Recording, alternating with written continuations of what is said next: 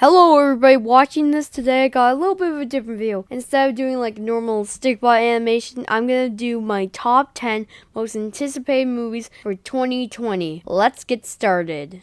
At number 10, I got Tennant. Now the reason why I'm excited for this movie is just because it's directed by Christopher Nolan. And if you don't know who that is, he directed Inception and The Dark Knight. And the other reason why I'm excited for this movie is just because it just looks like a fun movie to watch about a guy going to the afterlife. It just looks like a fun ride. At number 9, I got Call of the Wind. And the reason why I'm excited for this movie is just because the director actually worked on a lot of DreamWorks movies, and they're really good. And then the writer also worked on some of the best superhero movies of all time. You know, like Green Lantern, the best movies of all time.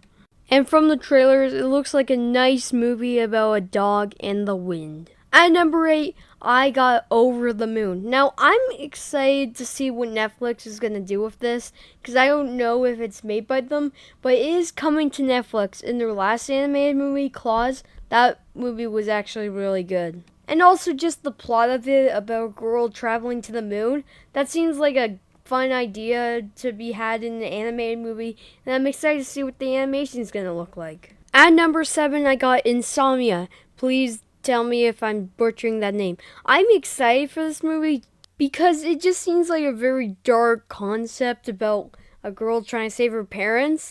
And also I'm drawn in because this is another stop motion film that's coming out next year. How often do you see those? Okay, well, there was like 3 last year. But still, I'm very excited for this movie. At number 6 is Free Guy.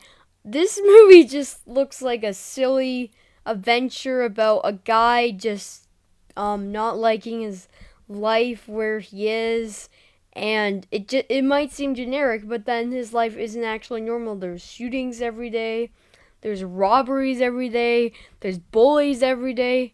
It just seems like an interesting concept for a movie, so that's why I'm very excited for it. At number 5, I got Phineas and Ferb, Candace Against the World.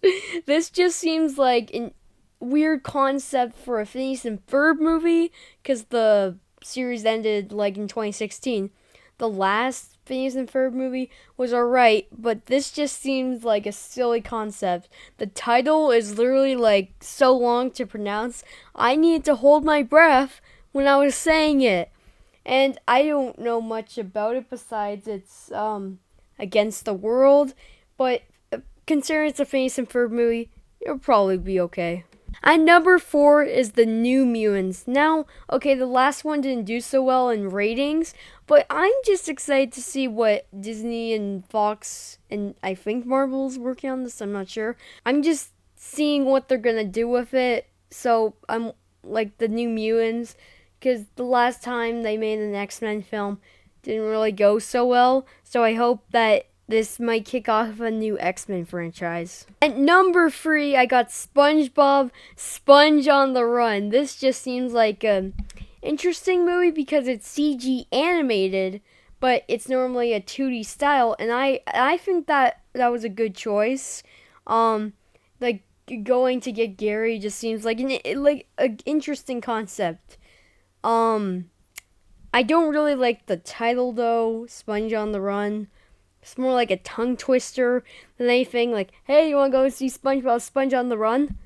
And it's like, yeah, but yeah, that's only the title. But this just looks like a fun movie, so that's why I'm excited for it. At number 2 is Soul.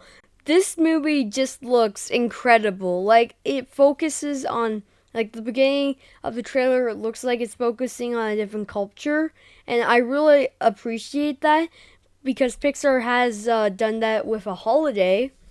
But yeah, I'm just excited what they're going to do with this movie about like following your dreams and stuff. And I just love the animation.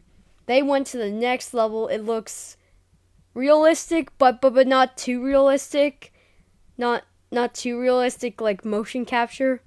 Motion capture never works out well. My only problem with it so far is that I don't really like the part where they're going underground, because it just seems like the boring goes under the ground and then falls up. What I hope what happens is that they focus on the city part and underground and keep switching between it. That'll be cool.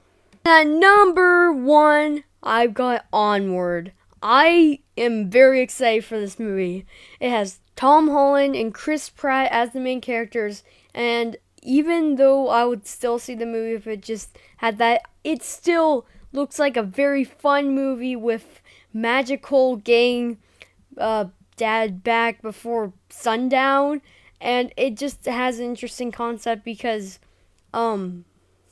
magic is all gone and now it's just modern city stuff, and I really like that. So yeah, 2020 looks like a good year for movies.